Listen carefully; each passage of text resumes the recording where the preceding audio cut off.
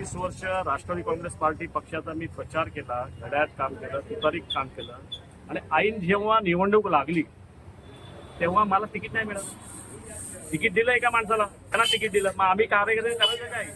फक्त सतरंजी आणि पुढच्या उचलायच्या आणि किती उचलायच्या आता लिमिट आहे का त्याला? म्हणून हा सर्वांचा निर्णय आम्ही हे केलं, एक मिटिंग घेतली. सर्व माझ्या पदाधिकारी कार्य सांगितलं, साहेब आपण यंदा अपक्ष लढू आणि आपली सीट नक्कीच काढू आणि आमचं चिन्ह नारळ मिळालंय. एवढं चिन्ह म्हणजे शुभचिन्ह आहे. नारळी पत्रिकेची सुरुवात होते आणि आमच्या ह्या नौपाड्यातला नारळा फोडून आम्ही सुरुवात करणार आहोत आणि आम्ही विन होणार हे आम्हाला गॅरंटी आहे. पूर्ण आम्हाला विश्वास आमच्यावरती आहे. सर, काय मुद्दे घेऊन आपण लोकांसमोर जातात प्रचारासाठी? नौपाड्यात मुद्दे अतिशय भयंकर मुद्दे आहेत. एक तर पब्लिकची फुटपाथची दुरवस्था आहे, वेळेवर लाईट नाही आहेत, डिवायडर टाकून अख्ख्या रोडची वाट लावली आहे, बसस्टॉप चोरीला जातात इकडनं, सिनियर सिटीजन कट्टे चोरीला जात आहेत. पब्लिक करणार काय?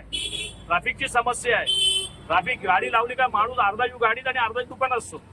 कधी तो गाडी घेऊन जातो पोलीस वाले त्याला कळत नाही. या बऱ्याच समस्या आहेत. महापालिकेच्या शाळेची सुधारणा आहे. रेन वॉटरचं आपण एक चांगल्या रूपात ते सेव्हिंग करू शकतो, ते एक आपण ते अंमलात आणू शकतो. बऱ्याचशा नौपाड्यामध्ये कामं आहेत, ती कामं आम्हाला पूर्ण करायची आहेत. वृक्षारोपण आहेत, रातोरात झाडं तोडली जात नौपाड्यात. ह्याला जिम्मेदार कोण? हे नगरसेवक झोपलेले असतात ते. ह्यांना सगळ्यांना वाचा फोडण्यासाठी आमच्या हातात नारळ दिलाय, गणपती बाबाचा प्रसाद आहे आणि तो आम्ही हे करणार.